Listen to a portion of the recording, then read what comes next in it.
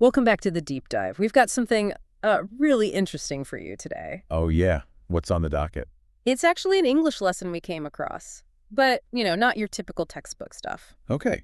Intriguing. How so? It uses the whole world of rock music, the bands, the concerts, all of it to teach English concepts. Ah, okay. I see. Making it more engaging, right? Mhm. Using something people are passionate about to teach, well, grammar and vocab. Exactly. It feels much more relatable, maybe even fun compared to just memorizing rules. Definitely. Gives you sort of real-world anchors for abstract ideas. So our mission today is basically to break this lesson down. We want to pull out the key takeaways, focusing on how it uses those music references for things like vocabulary and sentence building. Gotcha. So listeners can quickly get the gist of the language points, but also see why this music approach might actually work.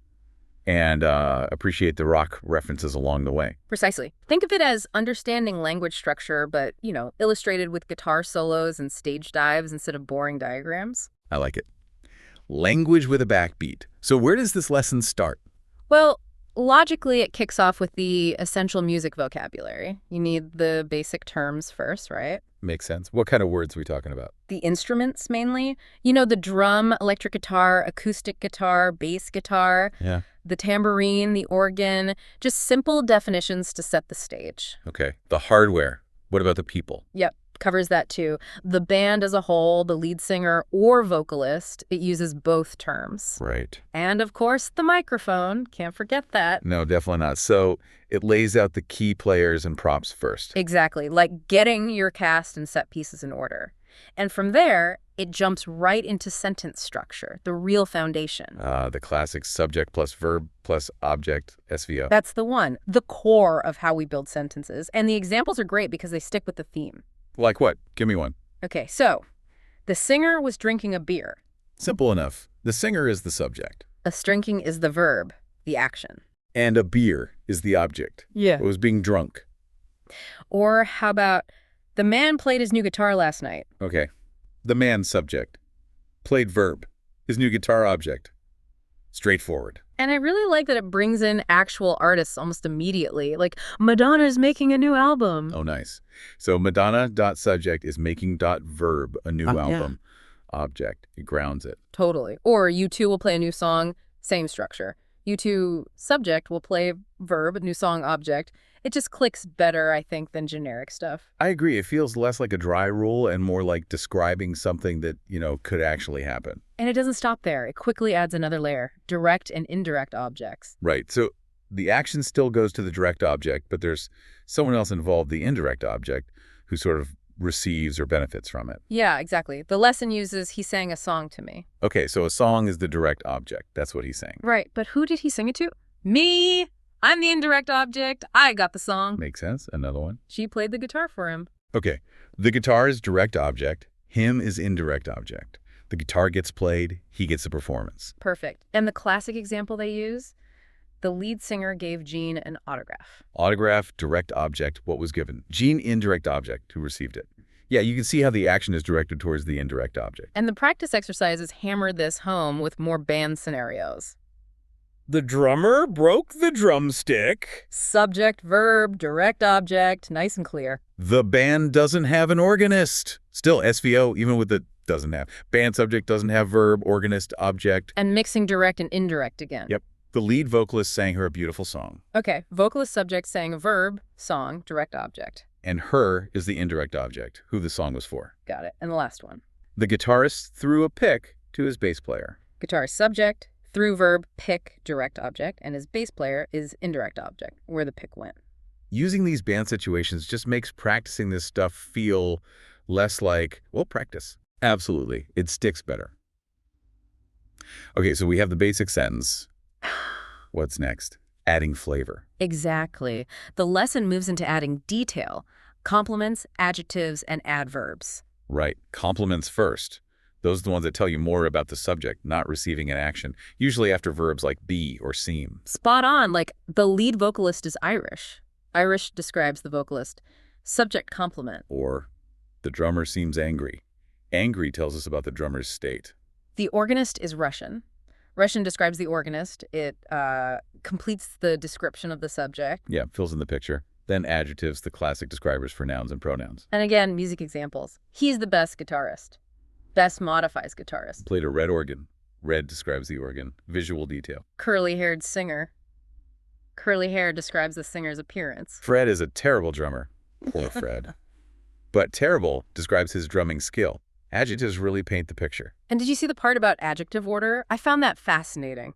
Oh yeah, the size, color, origin, material, purpose thing. It's one of those rules we follow without, thinking about it. Totally. Their example, the small purple German wooden bass guitar, is kind of wild, but perfectly illustrates it. It really does. It also briefly touches on comparatives and superlatives. Good, better, best, young, younger, youngest. Important stuff. Definitely. Okay, so from describing things with adjectives, we move to describing actions or other descriptors with adverbs. Right. Telling us how, when, where, or how often something happens. Modifying verbs, adjectives, or other adverbs. And the examples work well here, too. Played quickly. Yeah. Quickly tells us how they played. Manner. Marie always listens. Always tells us how often. Frequency. Buy a tambourine tomorrow. Tomorrow tells us when. Time. Plays the drums well. Well is another adverb of manner, telling us how the drums are played. They add so much context to the verb. The lesson also points out where adverbs usually go often at the end, but frequency ones like always or never often go mid-sentence. That's useful for sounding natural. Very useful. Knowing placement makes a big difference. Okay, so we have sentences, we have descriptions. How do we link ideas together? Good question. That's where prepositions and conjunctions come in, according to the lesson. Ah, the connectors. Prepositions first, those little words showing relationships, right?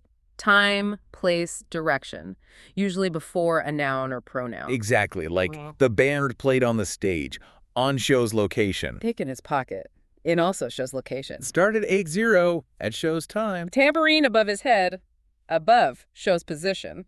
Little words. Big job. And a really key point the lesson makes is about fixed prepositions. Some words just always pair with certain ones. Oh, right, like kind to someone or good at something. You just have to learn those combos. Yeah. The practice examples give more common ones. At the park, in front of the fountain, Yeah. under my bed, interested in, another fixed one. Out of the left door, on the amplifier. Seeing them in context helps cement them. And then the other type of connector, conjunctions. The words that join sentences, clauses, or phrases. The glue. Like and, but, so, because. Yeah, the lesson uses exactly those. Plays bass, and the man plays guitar. Adding info. Amplifier broke, so we canceled. Showing a result or consequence. Can't play guitar, but his sister can. Showing contrast. Hates rock music because she says, giving a reason. It even defines a clause, subject, and verb group, which helps clarify what's actually being joined. It gives structure to connecting different thoughts. That's quite comprehensive. Sentence structure, description, connection. What else is core? Pronouns. Essential for avoiding sounding like a robot repeating the same nouns over and over. Words like he, she, it, they, me, him, her, them. The lesson breaks them down by function, which is super helpful. Subject pronouns doing the action. I play the drums. I is the subject. Object pronouns receiving the action. She gave her 2 tambourines. Her is the object. Reflexive pronouns when the subject and object are the same. I built the guitar myself. You did it to or for yourself. And possessive pronouns showing ownership without the noun. That amplifier is his. It belongs to him. The chart they likely included with "it made me self him of mine," you yourself yours, is probably clutch. Absolutely. And the practice sentences make it clear. I saw him once. I subject him object. I gave it to my brother, it's his now. I subject its object pronoun, then his possessive pronoun. Nice flow. Alex went to the concert by himself. Reflexive, he went alone. Give me the tickets. You will lose them. I will put them in my pocket. Wow, a pronoun workout. Me, you, them, I, them. Avoid saying tickets repeatedly. And that guitar pick is mine.